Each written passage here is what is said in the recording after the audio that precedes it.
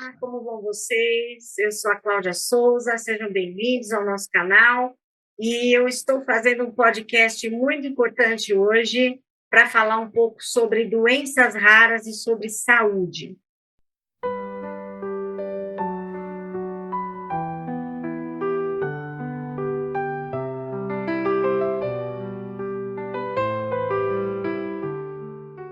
Segundo o Ministério da Saúde do Brasil, estudos internacionais recentes apontam que de 3,5 a 5,9% das pessoas em todo o mundo poderiam ser afetadas por alguma doença rara em algum momento de sua vida, o que equivaleria a uma estimativa entre 263 a 446 milhões de pessoas por todo o planeta.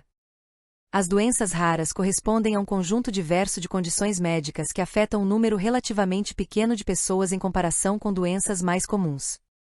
O número exato de doenças raras não é conhecido. Estima-se que existam mais de 5.000 tipos diferentes, cujas causas podem estar associadas a fatores genéticos, ambientais, infecciosos, imunológicos, entre tantas outras causas. Compõem este grupo de doenças as anomalias congênitas, os erros inatos do metabolismo, os erros inatos da imunidade, as deficiências intelectuais, entre outras doenças, e a maioria possui algum tipo de componente genético. Algumas das doenças raras têm ocorrência restrita a grupos familiares ou indivíduos. A grande maioria das doenças raras afeta crianças, mas podem aparecer ao longo da infância ou na idade adulta, afetando diversos sistemas que compõem o organismo humano, podendo causar deficiências e alterações no desenvolvimento. Segundo um artigo da Universidade Federal de São Carlos, interior de São Paulo, a síndrome de Leigh é uma doença neurodegenerativa severa e progressiva que afeta o sistema nervoso central, principalmente o tronco cerebral e o cerebelo. Ela foi descrita por Denis Leigh em 1951 e faz parte do grupo das encefalopatias mitocondriais. Essa patologia rara resulta de alterações no metabolismo energético das células, causando um déficit na produção de adenosina trifosfato, ATP, celular. O sistema nervoso é o mais afetado, levando a sintomas como fraqueza muscular, atraso no desenvolvimento psicomotor, alterações oftalmológicas e problemas respiratórios. A taxa de incidência varia, mas, de forma geral, é de 1 para 4.000 nascidos vivos. A síndrome de Leigh pode se manifestar em bebês, crianças e até adultos jovens, com avanço e morte ocorrendo em cerca de 2 anos. E para iniciar essa sequência de vídeos que nós vamos fazer no nosso canal, eu trouxe um convidado muito especial, que é um especialista sobre doenças raras, principalmente síndrome de Leigh. O nome dele é Gilberto Cândido, ele é jornalista, escritor, e vai falar um pouquinho para a gente sobre essa síndrome rara, que acomete poucas pessoas no mundo todo, mas que é muito importante, principalmente para que seja diagnosticada a tempo pelos pais. É uma síndrome que engana um pouco os pais, os médicos, os profissionais de saúde. Tudo bem com você, Gilberto? Seja bem-vindo. Oi, Cláudia, tudo bem? Audiência, prazer estar aqui com vocês e falar sobre esse assunto aí tão importante, que né, merece muita relevância aí no cenário da discussão pública, tá? Eu já tenho alguns anos que eu tento, né, levar essa informação a muitas pessoas. A minha filha, eu posto isso em todos os meus canais, ela tem essa síndrome e a gente descobriu, passando por esses processos, né, de confusão dos médicos, de achar que é uma coisa, na verdade é outra, e a partir de enfrentar essas dificuldades e ver o quanto foi difícil até chegar ao diagnóstico e depois do diagnóstico, enfrentar os desafios que a síndrome oferece para a gente, eu comecei a tentar levar essa informação para mais pessoas, porque o fato de ser uma síndrome rara atrapalha justamente por falta de informação. Então, quem tem informação tem que passar para frente, tem que orientar as pessoas, levar isso ao máximo de detalhes para todas as pessoas e para os canais que mais têm visibilidade, para que a gente mantenha sempre aceso esse assunto, né, essa discussão, e, lógico, fomente as pesquisas, desperte o interesse dos médicos, dos pesquisadores, para que a gente consiga um dia chegar na cura e, enquanto não chega, conseguir aí melhores meios, recursos para as famílias e o aumento da qualidade de vida, né, de quem tem essa síndrome, que é bem afetado ao longo da vida. Então, Beto, como foi que você descobriu que a sua filha tinha síndrome de Leigh? bem, quando ela nasceu, ela aparentemente era normal, ela teve um desenvolvimento aparentemente com progresso igual das outras crianças. Quando foi por volta dos 10, 11 meses, eu comecei a notar coisas diferentes, como, por exemplo, ela brincava mais com uma mãozinha do que com a outra. Ela não sentava com o bumbum no berço, no chão, ela sentava sempre ajoelhadinha assim, com o bumbum em cima dos pezinhos, e sempre se apoiando com uma das mãos, e aquilo me chamou muito a atenção. Algumas características, por exemplo, ao se levantar, ela chegou a ficar de pé no berço, mas ela não ficava de pé e caminhava. Ela sempre estava apoiada em um dos braços, sempre com uma das mãos, e aquilo me despertou assim uma coisa muito estranha, né? Me chamou a atenção. Numa consulta com um clínico, uma vez ela estava um pouco gripadinha, eu fui junto, e eu fui relatando essas minhas observações. O médico não me deu muita bola, ele foi um pouco indiferente, mas eu insisti, a gente acabou levando ela até um ortopedista. Eu achei que pudesse ser alguma coisa nas perninhas, no equilíbrio, e o ortopedista descartou isso, e já encaminhou a gente para a neurologista. Isso era por volta de 10 para 11 meses, não tinha um aninho ainda. E a neurologista, ela já diagnosticou precocemente como paralisia cerebral. Então, o exame clínico visual, tátil, né? Só pega na mão, puxa e tudo. Ela já bateu o martelo ali, sem exames de imagem, sem uma anamnese mais aprofundada. E a gente ficou acreditando que era aquilo. Paralisia cerebral, para mim, era uma coisa estranha, eu também não sabia de nada, tive que estudar, tive que pesquisar a respeito, para saber do que se tratava, o que ela tinha. E foram 4 anos, 3 para 4 anos, fazendo o tratamento na ACD, que é uma instituição muito bem reconhecida, é referência, porém, com o diagnóstico errado. Então, o tratamento aplicado foi um tratamento para uma coisa, e anos depois a gente foi descobrir que ela tinha outra.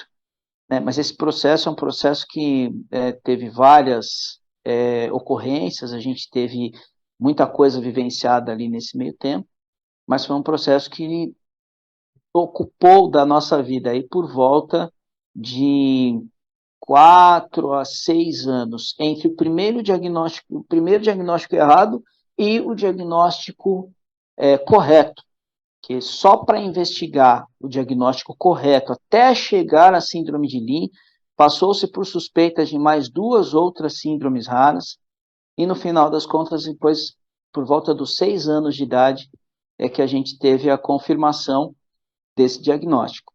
Então, realmente é um diagnóstico feito precocemente, né, de maneira muito rudimentar, muito abrupta, pode causar prejuízos grandes no tratamento, né, no decurso da vida do paciente. Então, é muito importante a gente levar essa consciência para os médicos, para os profissionais de saúde, que realmente tem que ter um olhar mais cauteloso, mais cuidadoso, ser um pouco menos autoconfiante e, às vezes, um pouco mais científico, questionativo. Né? A ciência questiona, ela nunca confia no óbvio. E isso é muito importante a gente resgatar nos médicos atuais. Você considera que seja uma falha dentro da equipe médica nessa abordagem com relação aos pais que têm essas crianças, que você acha que impede que eles possam ter maior conhecimento sobre o diagnóstico? Bem, eu diria que são 3 fatores preponderantes. O primeiro fator preponderante é a questão da formação médica. A formação médica, apesar de nós termos hoje algo em torno aí de catalogadas 8.000 doenças raras, existe ainda uma lacuna entre levar o conhecimento para a grade curricular dos médicos e toda uma verificação de fiscalização das instituições de ensino por parte dos órgãos fiscalizadores acerca da necessidade desse material, desse conhecimento na grade de formação dos médicos, seria o fator primeiro. O segundo fator seria as formas de atendimento, as instituições, por exemplo, que têm o atendimento por convênio médico, elas têm um caráter muito de produtividade. O médico ele trabalha pressionado e essa pressão é muito ruim, porque às vezes tira o foco do médico no paciente e acaba dividindo esse foco aí com os interesses comerciais da empresa. Então, os médicos acabam sendo vitimizados por essa questão mais comercial das instituições de saúde privadas, às vezes até hospitais, clínicas têm essa postura, né? E o terceiro, eu diria que é um pouco a degradação da consciência médica. O médico ele vai trabalhando muito no automático, naquela coisa do dia a dia, os males das pessoas vão se tornando coisas corriqueiras, é o defeito de uma peça de carro.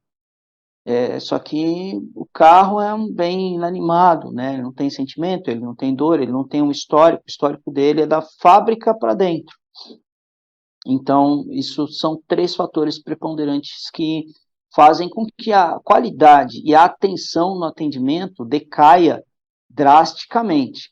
Às vezes, por culpa da origem do conhecimento médico, às vezes por culpa da dinâmica de atendimento ao qual ele é submetido, e às vezes por conta mesmo da pessoa, do médico como ser humano, como profissional, em relação à sua atuação aí diante dos males que ele atende.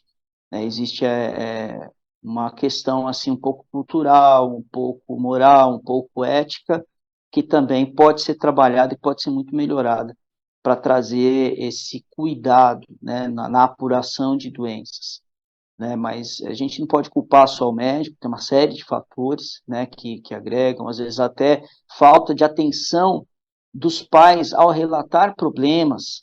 Então, os pais não prestam mais tanta atenção nos filhos, e às vezes eles chegam lá e querem que o médico adivinhe o que acontece com a criança, e o médico, por falta de informação, acaba deduzindo coisas.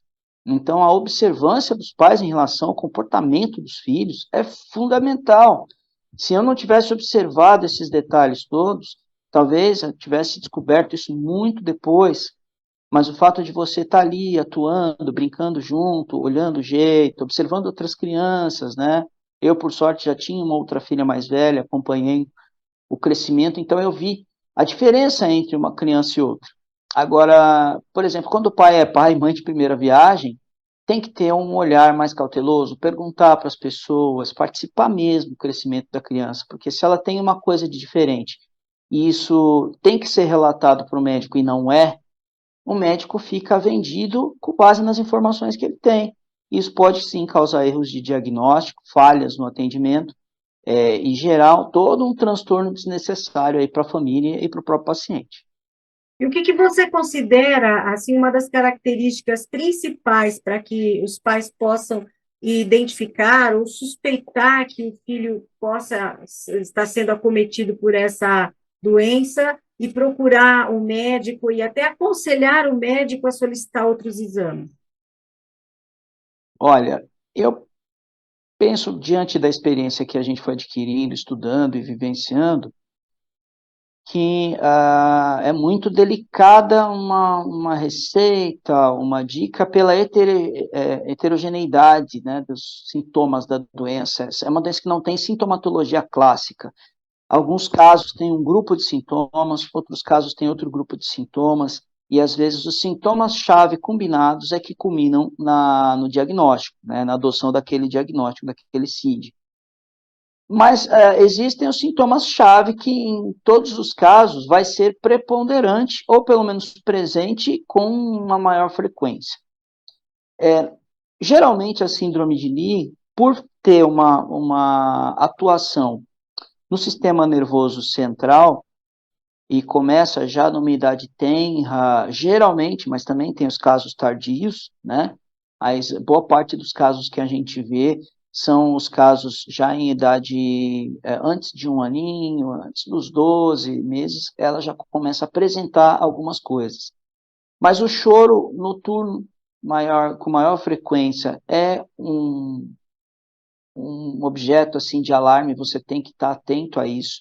E toda criança está sujeita a ter cólica, toda criança está sujeita a ter um desconforto, mas quando isso persiste por muitos meses, muitas semanas com muita frequência, é muito bom investigar.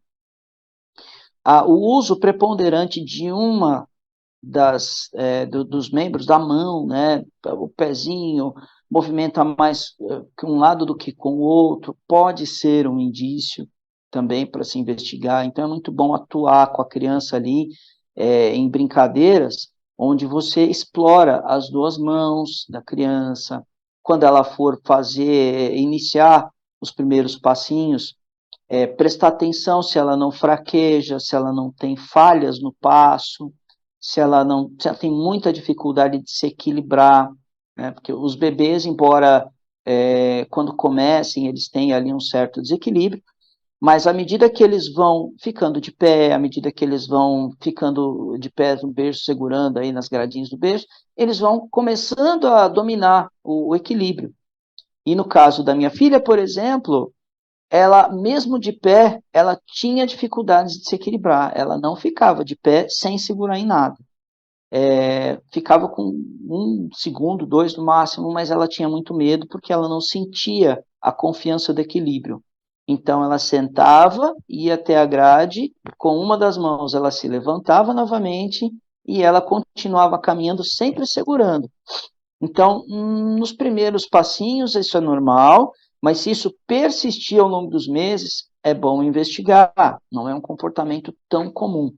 Pode não ser síndrome de Lee, mas é um fator alarmante. É muito comum você ver as crianças que têm a síndrome de Lee já com dificuldades ao caminhar por conta dos danos que ele causa ali, a força, né, o tônus muscular.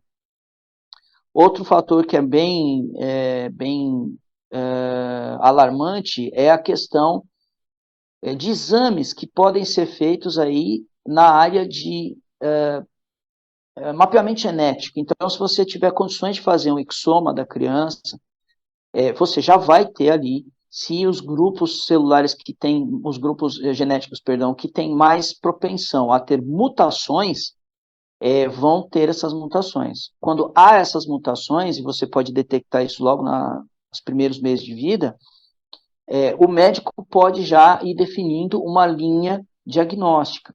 Muitos grupos de genes têm mutações, mas não são os grupos de genes que desencadeiam a síndrome de Lee. Entretanto, o exoma ele tem como filtrar isso daí e mostrar para você se os grupos que têm algum tipo de mutação, principalmente os grupos do DNA mitocondrial, eles vão ser uma chave principal para que os médicos definam se há o risco ou não da criança desenvolver a síndrome de Lee. Então, exames genéticos, observação do comportamento da criança, o choro, são indícios assim muito fortes de que aquela criança merece uma atenção especial, merece um procedimento, né, que vá gerar um diagnóstico aí de alguma coisa na área de síndromes raras ou doenças genéticas. Quantos anos tem a sua filha atualmente? Eu já tenho 23 anos. 23 anos. E qual que é a média de vida, estimativa de vida para uma pessoa com síndrome de Lee? Bem, isso foi uma das primeiras perguntas que eu fiz para um médico. Assim que ele fechou o diagnóstico, e a resposta dele, é o Dr. Fernando Koch, é uma das personalidades aqui em São Paulo, na investigação e diagnóstico de síndromes raras, né, um dos diretores da ala de neurogenética lá do Hospital das Clínicas, e o que ele me falou, olha, eu não posso te afirmar uma expectativa específica. Então, para os pais que estão preocupados, é uma síndrome muito, muito variável. Eu conheço pessoas, tem pessoas conhecidas minhas, que a gente conheceu, inclusive durante os tratamentos, no consultório lá, que hoje tem mais de 40 anos de idade e tem síndrome de Lee. Tem uma jovem que é um pouco mais velha que a minha filha, que tem síndrome de Lee, anda, fala, é formada em psicologia, inclusive, claro, que com muitas dificuldades, mas ela tem um comprometimento muito maior que a minha filha. E a gente soube também de crianças que já foram embora com menos de 10 anos de idade, né, às vezes com menos de 5. Por quê? Em alguns casos, as mutações genéticas afetam áreas do cérebro que geram convulsões. E às vezes as convulsões são aleatórias, às vezes as convulsões são recorrentes, com muita frequência, às vezes são recorrentes com baixa frequência, e às vezes elas são, num dado momento, com uma baixa frequência, e depois de uma certa idade, essa frequência vai aumentando gradativamente. E a criança tem que ser submetida aí a anticonvulsivos. E em alguns casos, as convulsões causam sequelas, sequelas severas, né? Além de outras comorbidades que podem acontecer, por exemplo, o caso da minha filha é ela, justamente por causa do enfraquecimento, da diminuição do tônus muscular, a musculatura fica mais frágil. Então, tudo para ela é mais difícil, ela não tem força. Então, manusear objetos com a mão é difícil, porque os músculos não têm a mesma força que a gente tem. E a gente tem que lembrar que o diafragma, que é o músculozinho que puxa, né, o ar para dentro dos pulmões, é um músculo. Com o tempo ele vai perdendo essa capacidade. O coração é um músculo, né? No caso da minha filha, por exemplo, a falta de tonicidade nos músculos abdominais e da coluna lombar, lá da área lombar da coluna, acabaram desencadeando uma escoliose na adolescência. E a escoliose também, quando se agrava, gera outras comorbidades, como, por exemplo, vai pressionando o tórax, vai causando dificuldades respiratórias, vai causando a dificuldade da expansão cardíaca. Então, são várias comorbidades que a pessoa pode ir desenvolvendo ao longo da vida, que são causadas justamente pelos males da doença, né? Acidoses constantes. Então, por exemplo, quem tem síndrome de Lee tende a ter um alto grau de lactato no sangue, por conta do resultado da respiração celular ser afetada, né, pelas dificuldades, pelas diferenças de funcionamento aí dos genes das mitocôndrias. Esse lactato vai se acumulando e vai lesionando neurotransmissores, vai lesionando a substância branca do cérebro. Isso vai causando lesões em áreas do cérebro que afetam membros, que afetam coordenação motora, que afetam a cognição. Então, todos esses problemas que vão sendo desencadeados podem afetar de uma forma ou de outra a expectativa de vida da pessoa. Ela pode ir muito bem durante um determinado período da vida e depois ela ter uma deterioração da saúde drástica, ela pode ter uma deterioração lenta e gradual da saúde, viver mais tempo, ela pode, nos primeiros anos de vida, já ter convulsões, ter sequelas que podem causar aí dificuldades respiratórias, pneumonia de recorrência, uma série de comorbidades que podem acontecer, mas não necessariamente vão acontecer com todos os indivíduos. Então, essa heterogeneidade é o que atrapalha muito os médicos. As alterações de combinação genética lá do DNA mitocondrial, elas fazem com que as mitocôndrias de cada um trabalhem de um jeito diferente e com maior prejuízo ou menor prejuízo da respiração celular, e isso causa efeitos diferentes em cada indivíduo. Então, é muito, muito difícil precisar uma expectativa de vida por conta disso. Pessoas que estão muito bem de saúde podem ter uma determinada comorbidade que progride rápido, e não é a síndrome que causou ali aquela deterioração, é a comorbidade. Esses problemas assim podem acontecer nesse tipo de doença, né, que não tem sintomatologia clássica.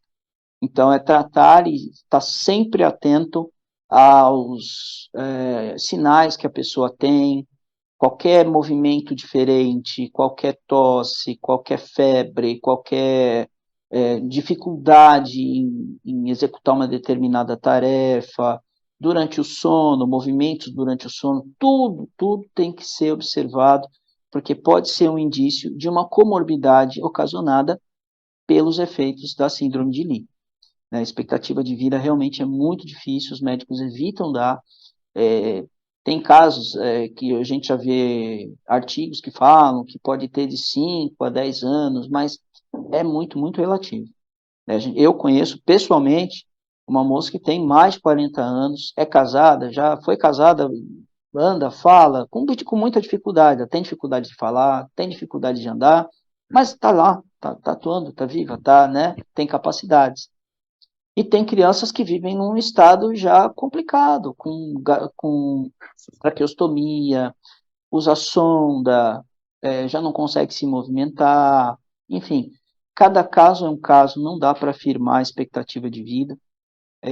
Então, quer dizer, é uma missão única de cada um ter uma pessoa dessa na família, porque você vai ter que observar o que o seu ente querido ali, o que a pessoa da sua família tem, e ir prestando atenção, de preferência anotando, porque qualquer informação pequena pode ser um grande indício para o médico seguir uma linha de investigação e evitar um problema maior.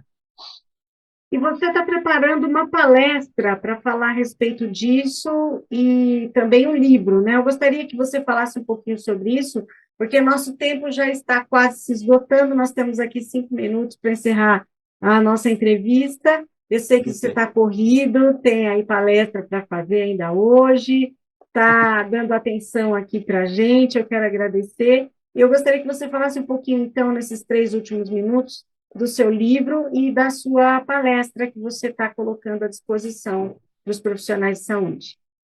Perfeito, perfeito. Bom, a partir dessa vivência toda, saiu aí, eu participo também de alguns grupos de pais, todos pais de síndrome de Lee só, mas a gente é solidário também a outras síndromes. Tem as síndromes like Lee, que são síndromes com similaridades à síndrome de Lee, mas causados por outros grupos de genes e com outros tipos de sintomatologia, além dos que já se tem de Lee.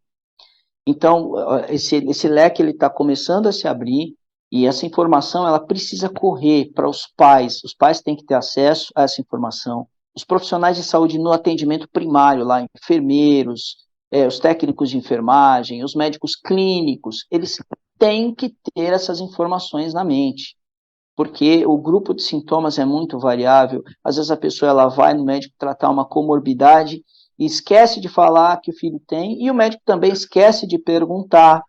Então tem que haver um protocolo, a gente tem que cobrar para que seja formalizado um protocolo que vislumbre, contemple também a percepção dessas síndromes raras. Tem pais que são muito ignorantes, avós, pessoas que não têm alfabetização, que não têm leitura, elas têm extrema dificuldade de entender todo esse grau de informação e às vezes até de explicar para o médico. É muito importante o médico, aí, como agente de saúde, que estudou, que se preparou, falar com esses pais e numa anamnese, entrevistar e puxar essa informação deles, para evitar equívocos e também saber, há medicações que são tóxicas para as mitocôndrias, que podem afetar até aí mais ainda do que o paciente já está sendo afetado, e levar essa informação é crucial, fundamental. Daí partiu-se da ideia que eu fazendo um livro que chegasse até as pessoas de maneira mais fácil, um livro online, eu estaria contribuindo com a minha vivência e com a vivência dos outros pais com quem eu troco ideias, com quem eu compartilho informações, e levar isso também para os outros pais e profissionais de saúde. Então a gente fez 2 livros, os livros estão aí na plataforma Hotmart, à disposição das pessoas, depois a gente pode divulgar o link aí, né, na descrição do vídeo.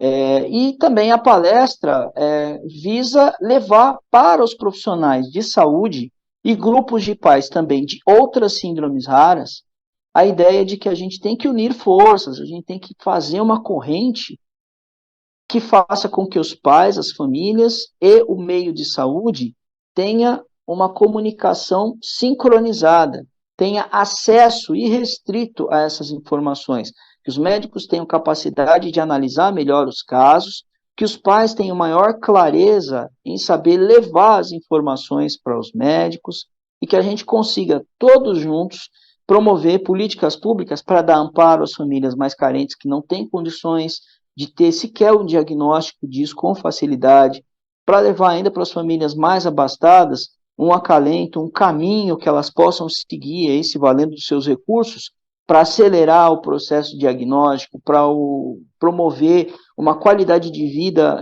mais superior, mais adequada às condições específicas dos seus filhos, e levar também o conhecimento de outras síndromes raras, que demandam das mesmas dores, demandam das mesmas dificuldades no nosso país, até no exterior também, né? No meio médico e também no meio público. Então, a palestra, ela visa conversar com médicos, famílias, e fazer com que esses dois se abracem, se apoiem e juntos a gente proteja as pessoas que a gente ama, que são os portadores da síndrome e que a gente está aqui justamente para fazer esse papel de guardião, de protetor, de defensor, né, de pai, de mãe, de avô, de avó, de cuidador, de enfermeiro, fisioterapeuta. Todas essas figuras aí precisam ter acesso a essas informações e também participar um pouquinho desse mundo, tá? Então, a palestra já está sendo apresentada em algumas instituições. Depois a gente pode divulgar também a agenda, né, para as pessoas que tiverem interesse em contratar, em chamar a gente para fazer a palestra. E é de extrema importância manter esse assunto aceso aí na discussão pública. Perfeito. Gilberto, eu quero agradecer a sua participação. Quero prometer para você que nós vamos voltar novamente a conversar, tentar Ah, trazer bom. também pessoas convidadas, outros profissionais da área que possam elucidar melhor, para que a gente possa levar essa informação para a maior quantidade de pessoas possíveis, né? Então, Perfeitamente. eu gostaria de que você passasse aqui para a gente o seu contato, para que a gente possa estar deixando aqui na descrição do nosso vídeo, para quem quiser, para quem tiver interesse de contratar a sua palestra ou adquirir seus livros. Nós vamos deixar seus contatos aqui também na descrição do nosso vídeo, tá bom? Ah, perfeito. O acesso melhor para entrar em contato comigo é através do blog, né, o Luzes de Lei, é www.luzesdelei.com.br. Lá vocês vão cair no blog, e no blog tem todas as informações, e-mail, telefone, tem uma forma de vocês colocarem também algum comentário. Então, o portal é o canal mais eficaz para entrar em contato comigo, para falar sobre outros assuntos, tem o telefone também, e será um prazer aí atender a quem quiser saber sobre a síndrome de Lee. Perfeito. Eu quero agradecer, quero me despedir de vocês aqui. Eu sei que você está com o voo marcado para daqui a pouco, então eu prometi que eu ia ser breve, vou encerrar e a gente volta a conversar mais para frente. Pode ser? Perfeitamente. Vai ser um prazer enorme aí estar com todos. Agradeço aí a audiência de vocês e vamos junto aí fazer com que essa criançada, esse pessoal que tem as síndromes raras, deixem de ser raros. Verdade. Olha, muita felicidade para você, para sua filha, para toda a sua família, viu? Que Deus Muito abençoe obrigado. vocês e até a próxima.